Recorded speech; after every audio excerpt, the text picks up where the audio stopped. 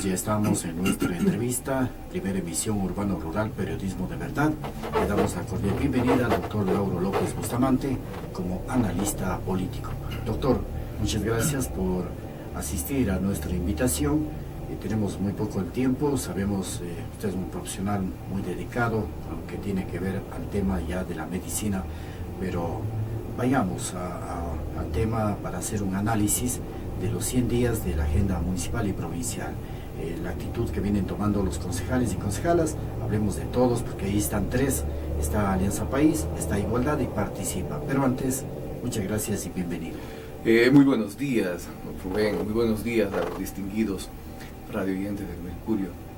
Pues bueno, a los tiempos en estos micrófonos, un tanto más dedicado al trabajo estrictamente profesional. Y bueno, y es interesante, importante, volver a tomar algunos temas sobre la ciudad, que de cualquier manera uno no se puede alejar como ciudadano, y peor todavía si uno ha estado en la administración pública, de tal manera que continuamente estoy pues al tanto de lo que sucede, tanto a nivel local, nacional e internacional, es decir, dentro de la actualidad. Por eso es que con todo gusto estoy aquí para poder opinar, dar una opinión antes que un juzgamiento.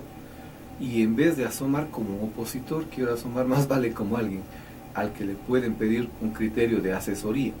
Yo creo que sí puedo hacerlo. Creo que en ese ámbito es posible que lo pueda hacer, en vista de que hay alguna experiencia que uno tiene en el ámbito público y naturalmente puede ser provechoso para la ciudad y para quien quiera tomarlo de esa manera. Doctor, el señor alcalde ha cumplido 100 días, ¿no? Hay una serie de problemas que se vienen dando, ¿no? Pero usted, ¿cómo lo analiza los 100 días primeros y se cumplió esto? Y ahí sí prácticamente arrancamos desde cero. Primeramente es importante darnos en cuenta de un tema, es decir, ¿qué significan los 100 días para una administración? En todo lado del mundo se acostumbra a poner esta fatídica cifra de los 100 días y tiene solamente un objetivo, que es el de poder plasmar dentro de una respuesta en base a una realidad que asume un administrador, la respuesta que pueda darle a una ciudad en base a un ofrecimiento de campaña. Vale decir de otra manera, que debemos tomar en cuenta que dentro del ejercicio político hay algunas etapas que cumplir. La primera obviamente es ser candidato, luego de ser un candidato con propuestas. Y lo que uno hace al terciar en una campaña electoral es presentarle una visión que tenga ese ciudadano candidato sobre una realidad que es una ciudad, un país, una comunidad. Plasmar la propuesta y de ahí poner a la consideración pública para que sea el votante el que decida por cuál de las opciones se inclina. Y luego viene entonces el asumir la responsabilidad. Y cuando se asume la responsabilidad viene la cifra esta de los 100 días, que significa el responder a la pregunta, el cómo hacer. La campaña responde al qué hacer dentro de una administración. Es decir, yo voy a la alcaldía o voy a la prefectura y voy a hacer esto porque la ciudad o la provincia necesita estas obras. Y los 100 días significa el cómo hacer. Tengo que dedicarme a hacer proyectos tangibles y responderle a la ciudadanía y decirle al votante, lo que yo ofrecí en campaña lo voy a hacer de esta manera. Pero ¿hasta qué punto ese es el significado de los 100 días? Pero ¿hasta qué punto, doctor, esto se pone como la piel de la gallina, dicen, el tema de los planes de trabajo, planes de gobierno para 5 años? Y usted sabe de que esos planes muy pocos llegan a concluir o no llegan ni a la mitad del 50%. Ese es el problema. Es decir, nuestras autoridades ya pasaron los 100 días. Para aquellos que ya vinieron ejerciendo o son reelectos, para ellos es mucho más fácil esos 100 días porque simplemente significa dar una idea de lo que han venido haciendo, de lo que han venido trabajando y agregando algunos aspectos. El problema grave está para las autoridades que recién ingresan, que recién empiezan a trabajar en un ámbito determinado, en una administración. Ellos tienen la durísima tarea a través de sus gerentes, en este caso en Cuenca, de los gerentes de las empresas, a través de los directores departamentales, que confluyan en elaborar proyectos concretos que respondan a cómo realizar las obras. Ese es el punto fundamental. Y ahí es donde yo veo que la mayoría de nuestras autoridades, no hablo solo de la local, hablo de las autoridades, de las diferentes autoridades que asumieron su mandato en el mes de mayo, sean lo que ellos respondan a lo que tienen que hacer. Yo veo que por ahí se van quedando, no presentan los proyectos concretos, no presentan las alternativas concretas, y es allí donde la ciudadanía dice, bueno, ofrecieron esto y no sabemos qué ruta van a tomar. Y ahí es donde, por ejemplo, a nivel del ámbito local, no voy a hacer como una crítica, estoy hablando de la manera objetiva de lo que de lo que uno ve en los 100 primeros días. La administración de Marcelo Cabrera más se ha caracterizado por plantear los no a la ciudad, no a la plazoleta de San Francisco, o sea, no a su remodelación. Así es. ¿Qué más? Le dijo no al gobierno en una especie de propuesta que el gobierno le hizo de coadministrar la ciudad de Cuenca entre el movimiento, obviamente que se corresponde el alcalde, que es Igualdad, junto con el movimiento País, al pedirle la vicealcaldía. El gobierno local, el alcalde le dijo no al gobierno, y al decirle no al gobierno implica que le va a faltar ese apoyo necesario para la consecución de las obras, le va a faltar esa especie de dualismo que se requiere para dar un poco más de sinergia a una administración. El alcalde sabe que ahí se la jugó y sabe que va a tener no un espaldarazo del gobierno, sino la espalda del gobierno para las grandes obras que quiere acometer. Entonces, ese para mí, en mi opinión, fue un error lo que se cometió. Le dijo no al gobierno al privilegiar a una vicealcaldesa que tampoco parece ser de su agrado, a uno que realmente pudo haber sido un factor importante en ese nexo alcaldía de Cuenca con el gobierno nacional. Luego después se dice no al tranvía, y ni siquiera al momento han dado ellos una visión del cómo tiene que ser el tranvía o por dónde tiene que ir el tranvía. Si dicen no a la ruta ya preestablecida, contratada, definida, socializada, si dicen no en esta administración, tienen la obligación de decirnos por dónde va a ir. Así es. Y lo mismo, dicen no al nuevo Camal. Claro, y el presidente de la República pues dice cambian el diseño y se retira el proyecto. Claro, dicen no al nuevo Camal y tampoco sabemos en dónde va a ser el nuevo Camal. Entonces, allí hay una serie de situaciones en el que, en mi opinión, en vez de haber continuado tranquilamente, pacíficamente, una transición hacia la consolidación de algunas obras que estaban ya preestablecidas y algunas de ellas con financiamiento, la administración ha dicho penosamente que no. Y no dan las alternativas. Lo que usted dice es muy cierto. El presidente dijo, si no se hace el tranvía como está establecido, retiro el apoyo. Y tiene razón el gobierno. Porque el gobierno está financiando cerca del 80% de la obra. Es un regalo prácticamente para la ciudad de Cuenca. Y de allí que se quiera cambiar su ruta con el pretexto de que va a afectar el centro histórico, a mí me parece que no es la mejor situación.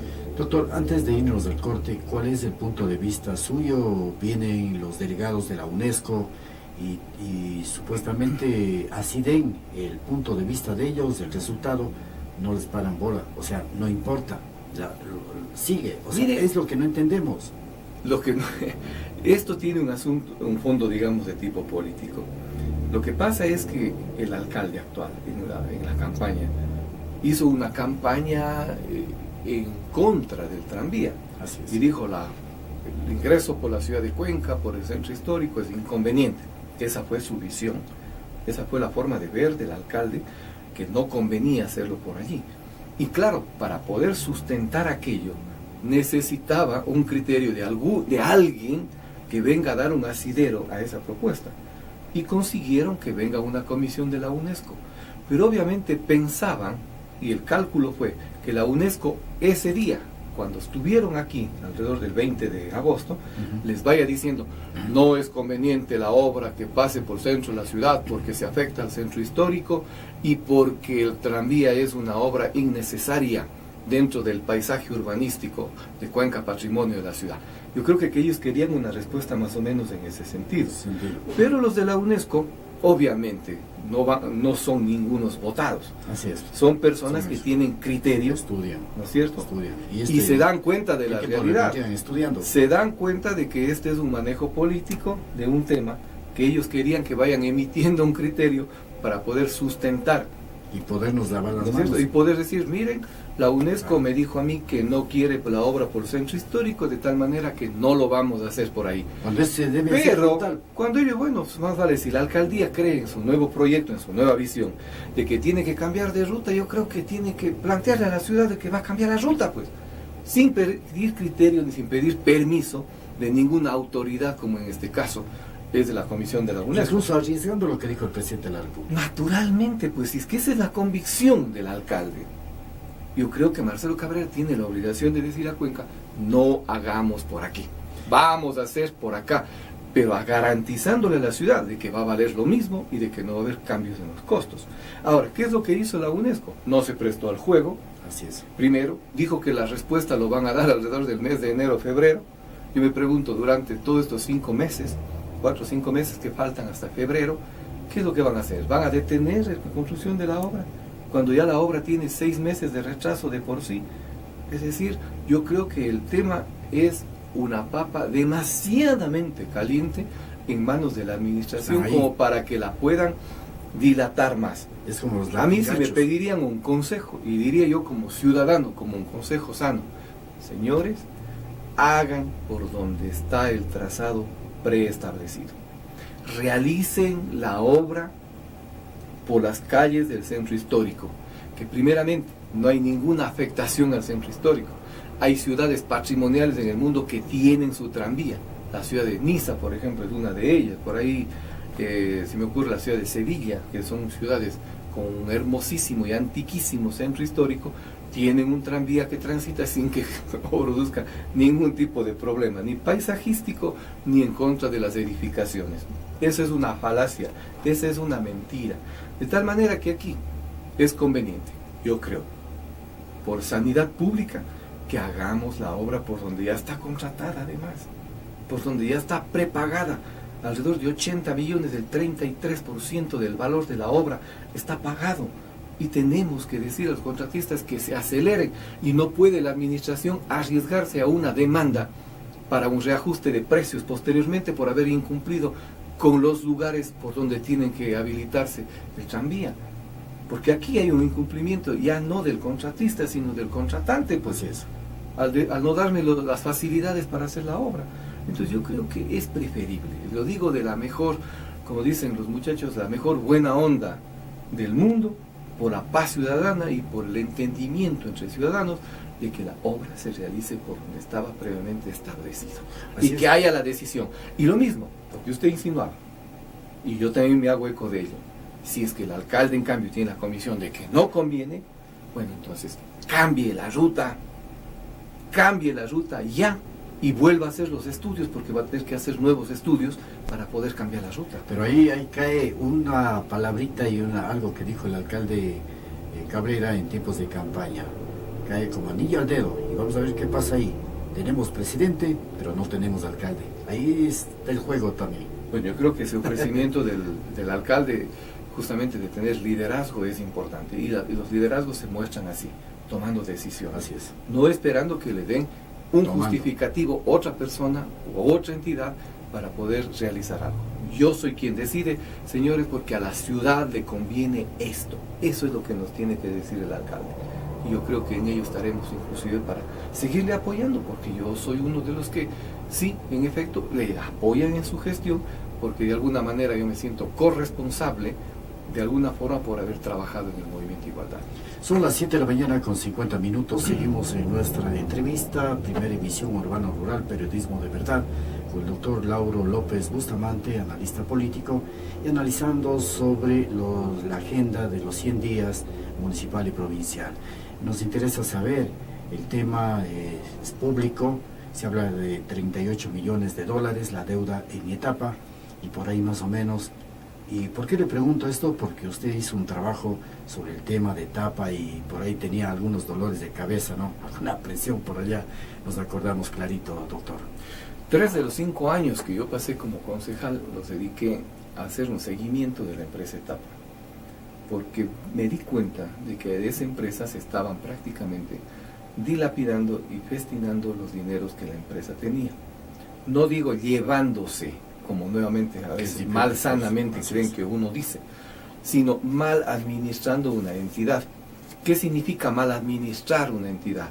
Significa extenderle en su parte económica más allá de lo que sea capaz de dar. Y eso implica automáticamente ponerle al borde de la quiebra. Eso es lo que yo he sostenido. Yo no he sostenido que alguien se vaya a llevar la plata o que algún administrador se lo llevó. De ninguna manera. Yo creo que se han hecho inversiones, pero demasiadamente desaforadas, queriendo hacer una obra con dineros que no existen y con dineros que no eran susceptibles de recuperación. Y en ello, entonces, le pusieron prácticamente en jaque a la institución.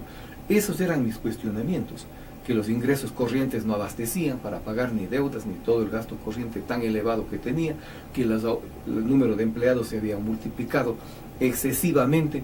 Todos esos problemas lo enfoqué y lo dije con claridad en su momento. Los correctivos tienen que ser definir un cambio a la ordenanza que rige a Tapa, en el sentido de que se convierta en sujeto de cobro también de las obras que realiza, no gratuitamente, porque eso no puede darse en una institución que para hacer obra tiene que endeudarse, porque los créditos hay que pagarlos. Los servicios. Y además, obviamente, que hay que retribuir a la empresa por un servicio que da. Y luego había que hacer un reajuste de personal, disminuir el número de personal de 1.400 personas que existen, alrededor, yo decía, de unos 900, que no necesitan más para funcionar esa empresa. Y luego después hacer un reajuste de la tarifa de agua potable, que es una de las más bajas del Ecuador. Entonces, así hablamos con claridad y concreción. Sin embargo, se hicieron los sordos, mudos y tontos y no quisieron en ningún momento tomar alguna decisión que ellos sabían que era imperativa e importante. Más bien tomaron quizás alguna medida contra usted. Más vale hicieron es amilanarme y tratar de acallarme. Y a través, obviamente, tomándose, yo debo reconocer que en el ardor por defender a la empresa, yo en algún momento pude haberme excedido en algún tipo de palabra, en algún tipo de opinión en contra de sus administradores. Y el administrador se agarró justamente de eso para decirles que yo les he injuriado. Tal vez mi intención jamás fue injuriarles, pero sí el hacer ver a la ciudadanía a través de algún mecanismo de que la empresa estaba más mal administrada. Y eso llevó obviamente a que yo tenga que emitir, luego del planteamiento de 2 juicios penales, que emitir algún tipo de disculpa. Era en el ámbito del fragor, de la fuerza con que defendía la empresa, que de pronto pude haber ofendido a algunas personas que en su sensibilidad se sintieron afectados. Entonces, ello no quita que la parte de fondo del problema me han dado la razón ahora, un poquito tarde, ya cuando la empresa está seriamente afectada en su parte económica. Justamente a eso quería llegar.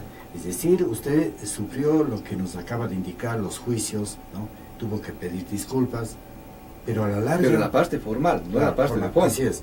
Pero a la larga, lo que usted dijo, es está verdad. ahí los resultados. Claro, por eso es que la nueva administración pues le saca y le pone 39 millones más o menos. Mire cerrar. la irresponsabilidad. La administración anterior jamás hubiera exhibido una cifra en el sentido. Porque a ellos, cuando se les preguntaba, y usted era uno de los periodistas que inquiría sobre el tema a los administradores de Tapa, le decían que todo está muy bien, que el concejal está mal informado, que el concejal no sabe de lo que habla, que no sabe manejar cifras económicas, y que por eso yo decía lo que yo sostenía. Sin embargo, el tiempo, ya cuando hay otra administración con una visión seria de querer enmendar una empresa, ¿qué es lo que dicen? Sin apegamiento político. Sin ningún tipo de rasgo político, porque yo creo que aquí no es que se le quiera afectar a los anteriores administradores, lo que se quiere es transparentar de cómo se toma una empresa. Entonces, ¿qué es lo que dijeron? Hay 39 millones prácticamente en déficit, señores, que no podemos cubrir, que no tenemos los recursos para hacerlo. ¿Y qué es lo que han hecho? Han disminuido obras por 25 millones de dólares, que es harto dinero, harta obra que no se va a poder realizar, Y la que más va siendo afectada con este recorte presupuestario, ¿quién creen que es? Es la empresa de telecomunicaciones, porque telecomunicaciones está paralizada prácticamente en su despegue que pretendía realizar como una empresa operadora nacional, y 13 millones de dólares que dice que van a conseguir de la banca privada. Es decir, la empresa sigue endeudándose y endeudándose. Los niveles de deuda, en mi opinión, están demasiadamente elevados en la empresa. Hay que tratar de disminuir esa carga económica, porque de lo contrario esa empresa sigue en riesgo, por más que esté con otra administración, por más que hagan recortes presupuestarios, la empresa sigue con problemas financieros y en peligro de quiebra económica. Doctor, ahora, justamente sobre este tema nos viene a la mente, ¿hasta qué punto los ciudadanos, porque ya se anunció de parte del señor gerente actual, en algún momento pues dijo de que se va a subir el costo del agua potable, el costo de los servicios, telecomunicaciones, y hasta qué punto los ciudadanos cuencanos y cuencanas, azuayos, los que estamos al servicio de etapa, vamos a poder solventar o bajar aquella cantidad grande de deuda A largo plazo. a largo plazo. Porque las medidas económicas que usted toma ahora, no tiene usted una respuesta mañana. Si usted dice, oiga, yo tengo un gasto, por decir un ejemplo, tengo un gasto corriente de $1,000 mensuales, voy a rebajarle a 800, téngalo por seguro que al día siguiente usted no note el efecto. Estará notando esto usted en 3, 6 meses, en un año, decir, sí, en efecto, bajé a 800 y he ahorrado tanto, ¿no es cierto? Puede decir eso. Lo mismo pasa con las empresas, es exactamente, la economía funciona de la misma manera. Pero a mí lo que me parece es que la empresa, o al menos su gerente, ha hecho 2 anuncios que me parecen muy importantes y que van en buena dirección. La una, que van a hacer un estudio para hacer un reajuste de personal, es decir, una especie de reingeniería del personal administrativo. Hay gente que trabaja porque hay mucha gente. Hay mucha gente y no 40 están y los pico costos de que tienen que gerencias estar. y 40 tipos de cargos administrativos que lo aumentó la administración anterior, que lo dijimos y ellos lo negaron siempre. Entonces, la una, tiene que haber un reajuste de personal. En mi opinión siempre ha sido, ojo de buen cubero, decir que de 1.400 empleados y trabajadores que existen, con 900 quedaría una empresa liviana y una empresa que puede disminuir por lo menos en un 30 o 40% su gasto corriente, que es elevadísimo. La segunda medida, un estudio nuevo sobre tarifa de agua potable, porque no puede mantenerse la misma que está. Tiene que subirse. ¿Qué tiempo ha estado, doctores? Esa tarifa está desde el año 2000, desde que se cambió la dolarización. 1929. Desde el año 2000. 2000. Desde el 99, 2000. Desde ahí sigue la misma tarifa, nunca ha sido revisada. Entonces hay que revisarla y hay que ponerla en el contexto del costo de producción, digámoslo así claramente. Tienen que ir hacia el costo de producción del metro cúbico de agua potable y en base a eso fijarlo. Pero no hay otra forma. Pero tiene que haberse compromiso también de la administración, del alcalde y todos quienes están en etapa. Solamente si hay el incremento del costo del agua potable, los servicios, pero también tiene que haberse compromiso de bajar la burocracia que se viene hablando. Claro. Porque si no... De las 3 medidas, yo en la administración anterior le había dicho, para que vean que uno es proactivo también en decir, mire, yo voy a apoyar este plan de contingencia, de fortalecimiento y de recuperación de la empresa, que constaba de 3 puntos. Cambio a la ordenanza, reingeniería del personal, y la tercera, revisar las tarifas de agua potable. El administrador actual, el ingeniero Palacios, lo que ha dicho es, vamos a hacer un estudio de tarifa de agua potable que sea real, me parece correcto, y también un estudio sobre la situación de personal en la institución. También, pero falta la tercera, que es una de las más importantes. Si hacen 20 millones en obras, ¿por qué no puede la empresa cobrar esas obras? De esas obras que son necesarias, porque hay que pagar créditos, porque la ordenanza que tienen actualmente lo impide. No hay cómo cobrar como obra de objetivo general, de beneficio general, ni obra de beneficio particular. Pero no será de que en base a... Entonces hay que hacer esto costo, más, hay que hacer 3. A los ciudadanos. Entonces la medida puede ser, o todo le trasladamos al costo de la tarifa, o también lo incluimos el cobro del beneficio particular o beneficio general. Por ejemplo, una obra grande como la que están haciendo actualmente, los grandes colectores y grandes distribuidores, por ejemplo, que están haciendo. Esa es una obra, por ejemplo, no de beneficio sectorial, sino de beneficio general. Así es. Entonces tienen que pagar toda la ciudad, como hacer un puente, como hacer una avenida, tal como se cobra actualmente las obras de beneficio general. No queda otra forma. Y hay que decirlo así con toda la franqueza, porque lo contrario, la empresa no puede generar fondos de la nada, tiene que tener un ingreso y es justamente del servicio que presta. Si hacen esas tres cosas que hemos venido planteando, yo he venido planteando durante mucho tiempo esto, téngalo por seguro que la empresa, ahí sí le respondo a lo que usted decía, a largo plazo va a recuperarse económicamente, no inmediatamente. Doctor, hay un tema también de la creación del medio de comunicación de etapa. ¿Hasta qué punto ha sido positivo? Decían que en la administración ya iba a lanzarse con todo, pero parece que eso se ha quedado estancado y ese es otro de los problemas. ¿Cuál es la emisora? La emisora. Bueno, la emisora está funcionando. Claro que está funcionando, pero se pretende hacer a lo mejor comercial, porque todos los dineros están dando la vuelta ahí mismo. El problema, ¿cuál fue uno de los problemas que Etapa tuvo, digamos, en la administración anterior? Fue el emprender una serie de obras que parecían novedosas, pero que no retribuían económicamente. Todo le significaban gasto a la empresa, gasto sin posibilidades de retorno. Una de ellas es justamente la emisora. La emisora no genera ningún tipo de... Más bien genera recursos, genera un gasto de que no es recuperable en absoluto. La otra es la televisión satelital, también, que entraron y nosotros lo dijimos, yo lo dije en su momento. Es una empresa que es un servicio que está dando, en vez de rédito, está dando pérdidas. Y eso lo dicen ahora, claro, muy claramente. Porque en la anterior administración parecía que era un éxito. Porque la propaganda, perdone que diga, la propaganda malsana. Porque la propaganda es buena en la medida que usted resalte el valor de algo. Pero en la medida que usted resalta una mentira, eso es negativo. Y además hay un problema también a sectores comunitarios. Usted sabe que siempre he estado andando por allá, por Floriselva. Hay un problema sobre los teléfonos.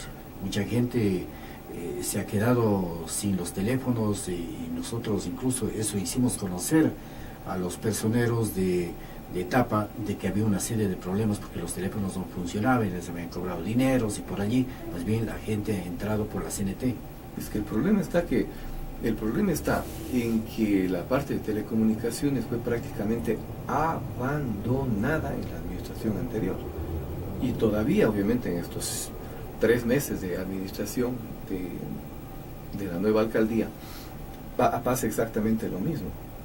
Mire, no es por nada, pero durante mucho tiempo, telecomunicaciones, al ser abandonada, sus técnicos, sus trabajadores se la pasan, perdone que diga, rascando, sin hacer prácticamente nada o haciendo muy poco.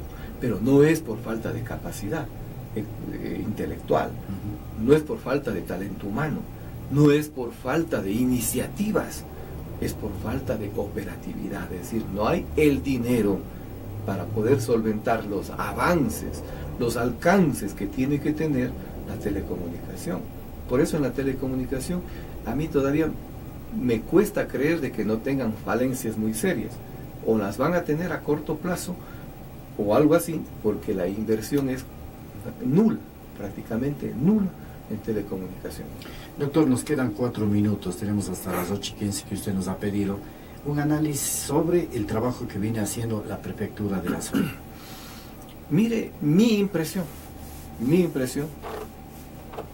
es que la prefectura en estos 100 días lo que ha hecho es relanzar lo que venía realizando en el pasado y dándole algunos matices medio particulares, dándole esa visión de género que tiene, que es una obsesión de la viceprefecta, de género, de atención a grupos minoritarios, cosa que en la administración del ingeniero Carrasco se había olvidado en épocas anteriores, porque debemos recordar que varios de los proyectos y programas sociales que la prefectura venía manteniendo a nivel del patronato provincial fueron borrados prácticamente.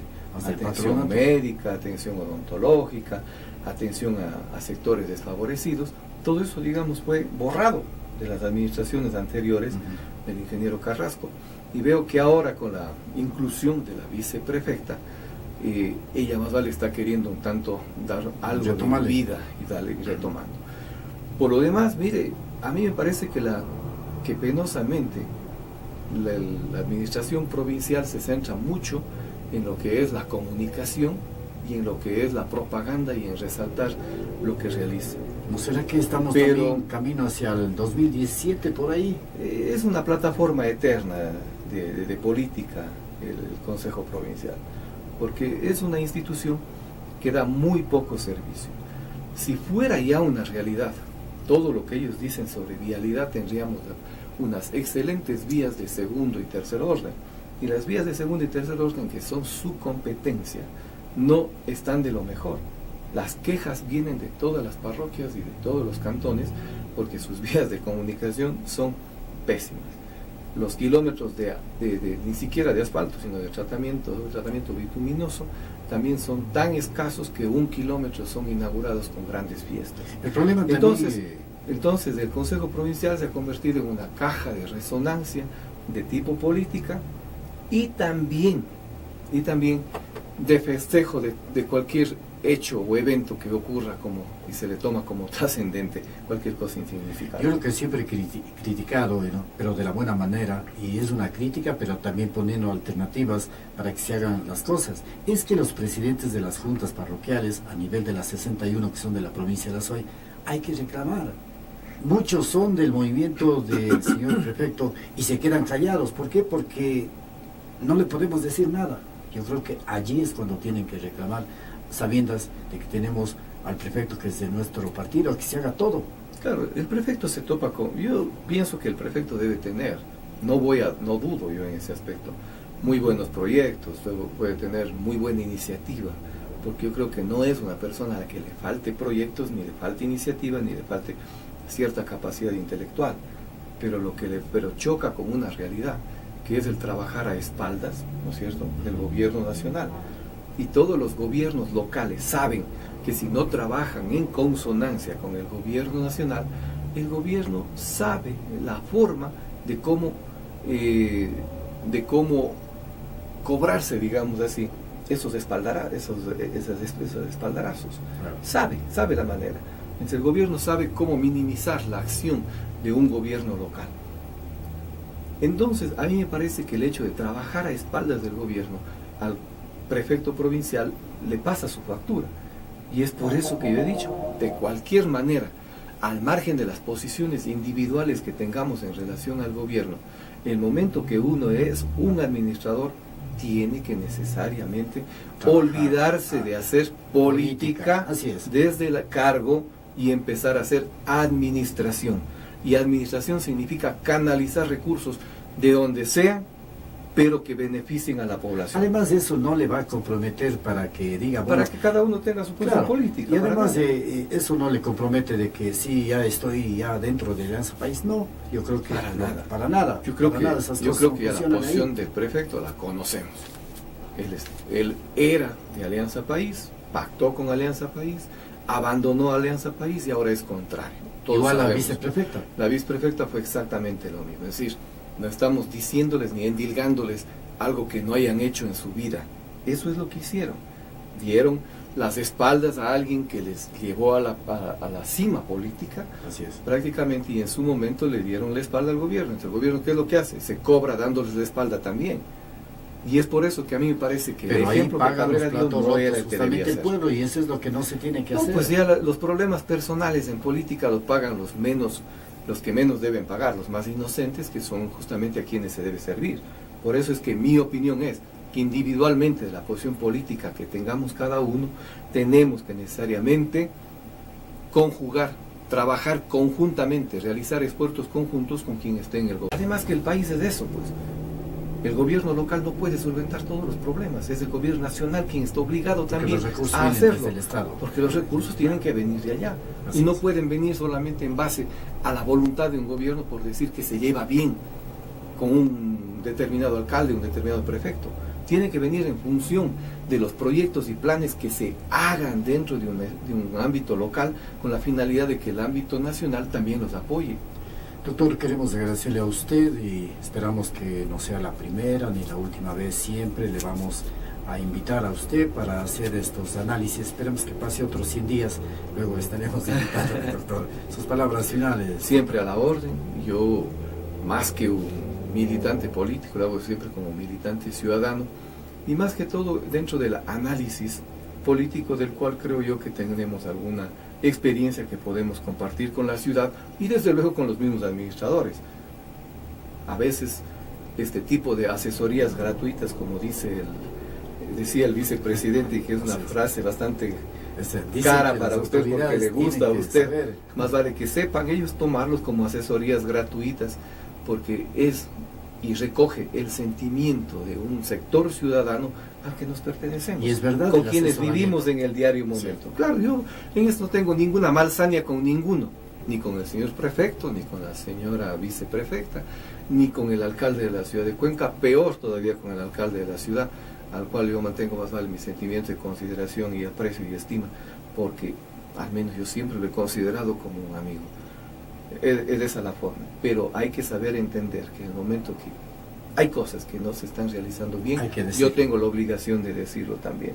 Igual hacemos acá todos los días. Y lo hago con la mejor buena onda, como dicen los muchachos. Doctor, queremos agradecer. Muchas gracias. Hemos llegado al final de nuestra entrevista, primera emisión Urbano Rural, Periodismo de Verdad. Hemos dialogado con el doctor Lauro López Bustamante, analista político, sobre temas importantes para conocimiento de la ciudadanía, análisis de 100 días de la agenda municipal y provincial.